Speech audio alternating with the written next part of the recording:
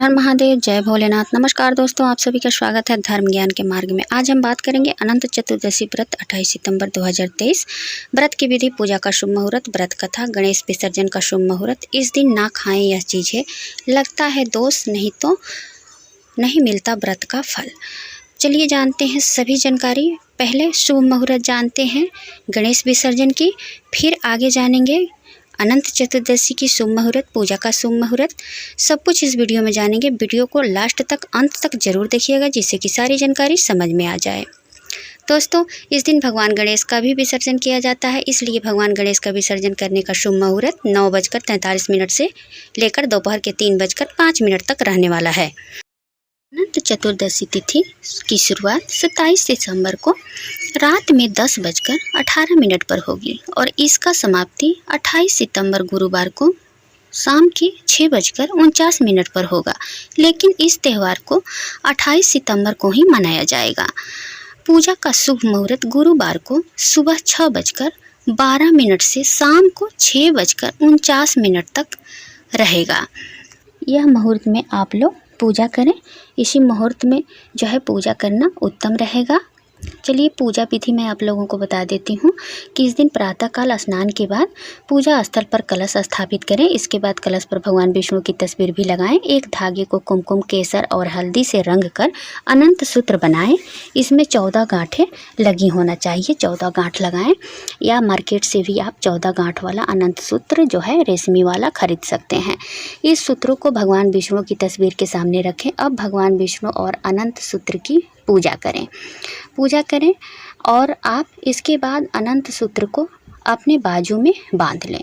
पूजा कैसे करनी है हम सभी जानते हैं। सरल तरीके से आप पूजा करें, कोई बात नहीं है। धूप, दीप, नैवेद्य जो भी आपके पास उपलब्ध है वो भगवान विष्णु को चढ़ाएं। पीला पीला जो है आपको चढ़ाना है।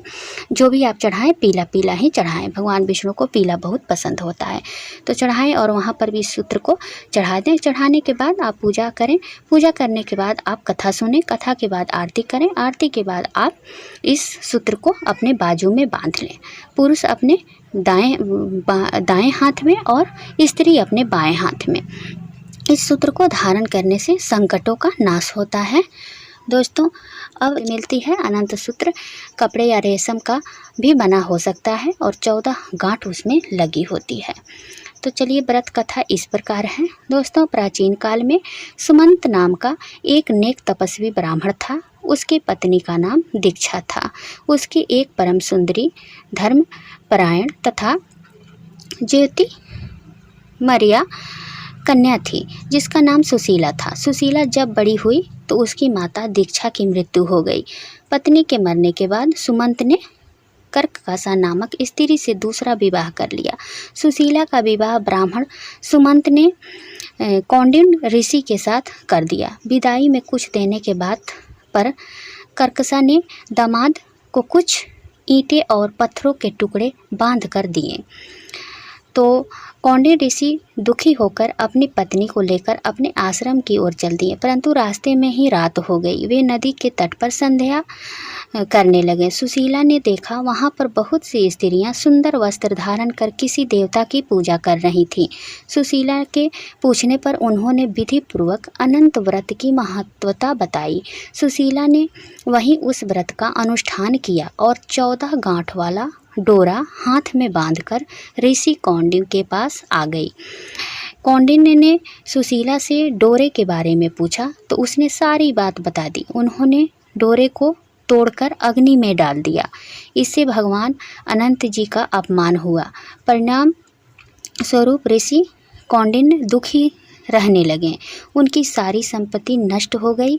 इस दरिद्रता का उन्होंने अपने पत्नी के कारण पूछा तो सुशीला ने अंत में भगवान का डोरा जलाने की बात कही।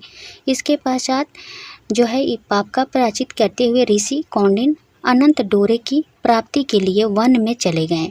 वन में कई दिनों तक भटकते भटकते निराश होकर एक दिन भूमि पर गिर पड़े। अब अनंत भगवान प्रकट होकर बोले, हे कौंडिन्य, तुमने मेरा तिरस्कार किया था, उसी से तुम्हें इतना कष्ट भोगना पड़ा। तुम दुखी हुए, अब तुमने पश्चाताप किया है। मैं तुमसे प्रसन्न हूँ अब तुम घर जाकर विधि पूर्वक अनंत चतुर्दशी का व्रत करो। 14 वर्ष ये व्रत करने से तुम्हारा दुख दूर हो जाएगा, तुम धन धान्य से संपन्न हो जाओगे। कौंडिन्य ने वैसा ही किया और उन्हें सारे कलेशों से मुक्ति मिल गई। श्री कृष्ण की आज्ञा से युधिष्ठिर ने भी अनंत भगवान का व्रत किया, जिसके प्रभाव से पांडव महाभारत के युद्ध में विजयी हुए तथा चिरकाल तक राज्य करते रहे। अनंत चतुर्दशी व्रत की कथा इस प्रकार थी, तो आप लोग इस कथा को जरूर सुने। अब चलिए जानते हैं कि आज के दिन हमें क्या नहीं खाना चाहिए।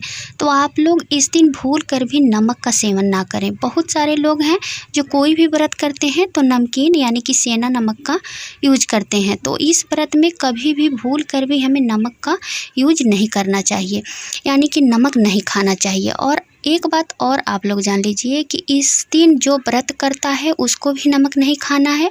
जो व्रत नहीं रखते हैं घर परिवार के लोग, उनको भी लहसुन प्याज और नमक नहीं खाना चाहिए। इसलिए कि नमक खाने से इस दिन जो भी व्यक्ति नमक खाता है उसके घर में नकारात्मक जो है फैल जाता है और उसके शरीर में भी नकारात्मक ऊर्जा का वास होने लगता है। तो इस दिन आप लोग भूल कर भी नमक का सेवन परिवार में कोई भी ना करे। तो उम्मीद करती हूँ कि यह जानकारी आपको पसंद आएगी। अगर वीडियो पसंद आए तो वीडियो को लाइक और चैनल को सब्सक्राइब जरूर कर लीजिएगा ऐसे ही वीडियो देखने के लिए। और कमेंट बॉक्स में ओम नमो भगवते वासुदेवाय जरूर लिखिएगा। फिर मिलती हूँ एक नए वीडियो के साथ, तब तक के लिए बाय, धन्यवाद।